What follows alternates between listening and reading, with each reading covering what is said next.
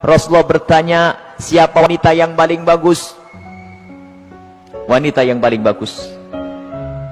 Wanita yang paling bagus tuh kayak apa? Kalau bahasa kita wanita yang paling cantik tuh kayak gimana sih? Para sahabat Nabi bingung menjawab. Ada yang ngomong mungkin dalam hatinya berkata, mungkin sholatnya ya, mungkin puasanya, mungkin semuanya pakai mungkin. Pada bingung, pada noleh ke sana kemari, tidak bisa menjawab wanita yang paling mulia itu seperti apa. Sayyidina Ali juga tidak bisa menjawab. Semuanya pulang ke rumah masing-masing. Sampai di rumah Sayyidat Fatimah Zahra, seperti kebiasaannya wanita solehah, kalau suaminya datang yang ditanya adalah dapat ilmu apa, bukan dapat duit berapa. Sayyidat Fatimah Zahra bertanya, wahai suamiku, apa yang kau dapat dari ayahanda? Apa yang kau dapat hari ini dari Rasulullah? Lah ini kalimat yang harus dibiasakan oleh para istri tuh. Bang, dapat ilmu apa? Kan begitu. Sayyidina Ali menjawab, kami dapat banyak, cuman kami juga dapat pertanyaan yang kami semua tidak bisa menjawab. Pertanyaan apa? Wanita yang paling mulia itu seperti apa? Wanita yang mulia itu seperti apa? Dijawab oleh Siti Fatimah Zahra, aku yang punya jawabannya. Apa? Dibisikkanlah di telinga Sayyidina Ali. Seketika itu wajah Sayyidina Ali berbinar-binar senang, wajahnya berseri-seri, mata berbinar-binar. Aku menemukan jawaban. Pasti aku nanti bakal dibanggakan oleh Rasulullah karena sudah punya jawaban. Di esok harinya ketemu lagi dengan Rasulullah. Siapa yang sudah punya jawaban? Para sahabat Nabi masih bingung. Tiba-tiba Sayyidina Ali berkata, kami punya jawaban ya Rasulullah. Siapa wanita yang paling bagus? Dijawab, wanita paling bagus adalah yang tidak pernah melihat laki-laki dan tidak pernah dilihat laki-laki. Rasulullah paham siapa yang ngasih tahu. Siapa yang ngasih tahu? Sayyidina Ali malu. Yang ngasih tahu tentu orang yang paling dekat denganmu ya Rasulullah. Sayyidat Fatimah Zahra yang membisikkan bahwasanya wanita mulia adalah yang tidak pernah melihat laki-laki dan yang tidak pernah dilihat laki-laki. Maknanya apa? Bukan tidak melihat seperti ini, maknanya apa? Kalau dilihat laki-laki nggak senang. Dan kalau ada laki-laki tidak penasaran, siapa itu? Oh hidungnya, oh bukan itu rendah. Dan wanita mulia adalah di saat dilihat laki-laki itu merasa tidak nyaman, bukan malah goyang pinggulnya yang entahkannya. Ini wanita-wanita rendah, malu kalau dilihat. Kalau merasa ada laki-laki memperhatikan, merasa risih, itu iman di dalam hatinya, itu kemuliaan, itu wanita mulia. Itu maksudnya, bukan lalu menutup, gak boleh dilihat, aku harus di kamar saja. Bukan, keluar dengan cara yang wajar, dengan mahram, dengan kelombongan wanita, dan danannya tidak pamer, yang sederhana. Akan tapi lihat, di saat diperhatikan laki-laki merasa risih hatinya. Kalau semua yang ada di tempat ini merasa seperti itu, itulah pecinta Sayyidat Fatimah yang sesungguhnya. Sekarang rusak zaman. Wanita keluar semuanya pengen pamer apa yang ia miliki.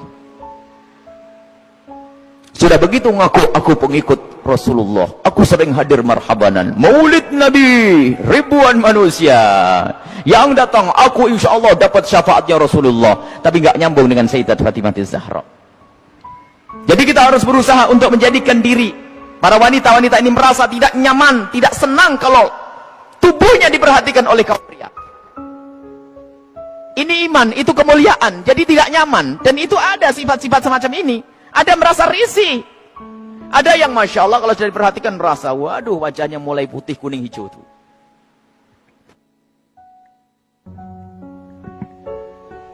Ada kalau sudah diperhatikan laki-laki berubah semuanya. Mulai cara berjalannya, mulai cara ininya Masya Allah. Sampai cara ngomongnya di model-model. Pasti itu wanita yang tidak pernah kenal Sayyidat Fatimah Zahra. Dan ini maksudnya tidak melihat dan tidak dilihat itu adalah menjauhkan hari hatinya rasa senang pamer dan dananya.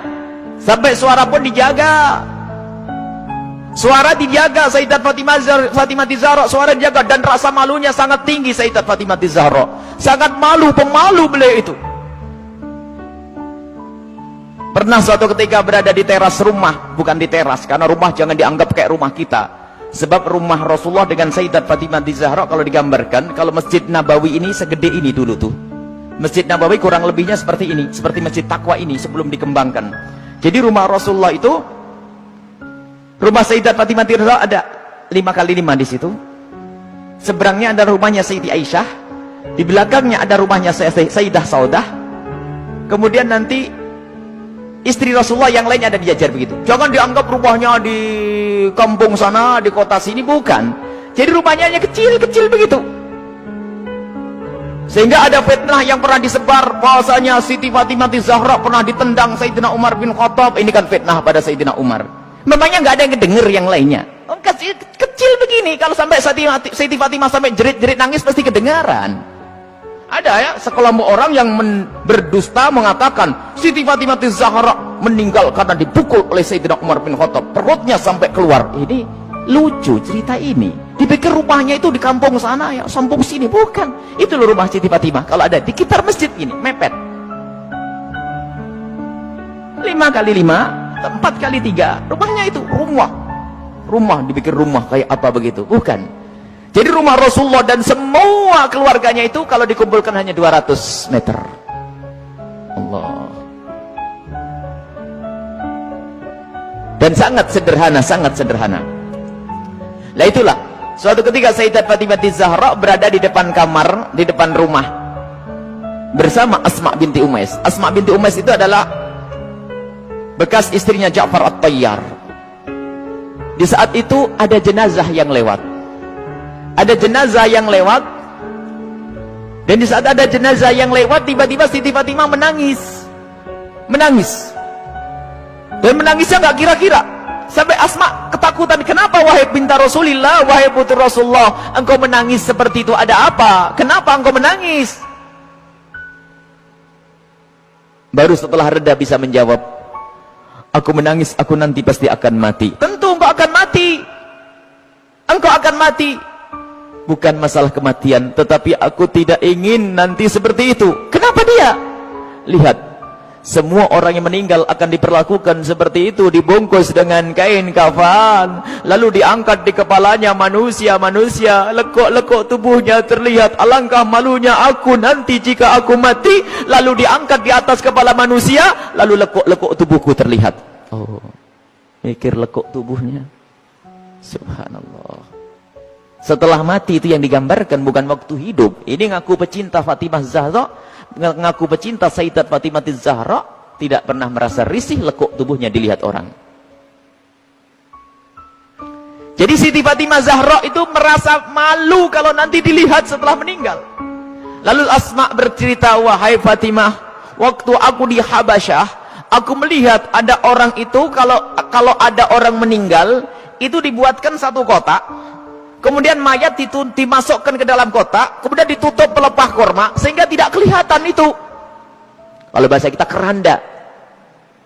Mendengar jawaban seperti itu, Sayyidat Fatimah Zahra sangat senang dan menyambut dengan kegembiraan. Asma, aku berwasiat, kalau aku mati nanti, tolong dibuatkan aku seperti itu. Dan akhirnya setelah Sayyidat Fatimah Zahra meninggal, Asma sendiri yang membuat untuk Sayyidat Fatimah Zahra. Dan inilah di dalam sejarah disebutkan bahwa pertama kali orang pakai keranda di dalam Islam adalah Sayyidat Fatimah Zahra. Bukan masalah pertamanya, tapi kita harus tahu maksudnya apa. Ini loh yang penting. Maksudnya adalah menjaga kehormatan. Padahal juga nggak apa-apa orang mati, kelihatan auratnya pun tidak dosa.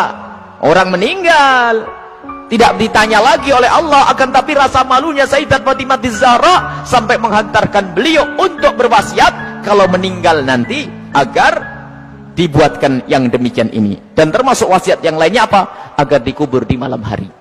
Tidak ingin, masih ingin, takut kalau dilihat oleh orang. Inilah Sayyidat Fatimah Zahra.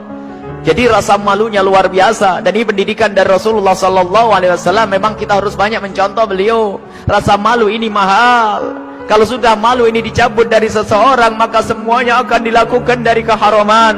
Rasa malu ini kemuliaan, malu yang sesungguhnya. Malu kepada Allah, malu kita melakukan kemaksiatan. Dan malunya seorang wanita itu adalah kemuliaan.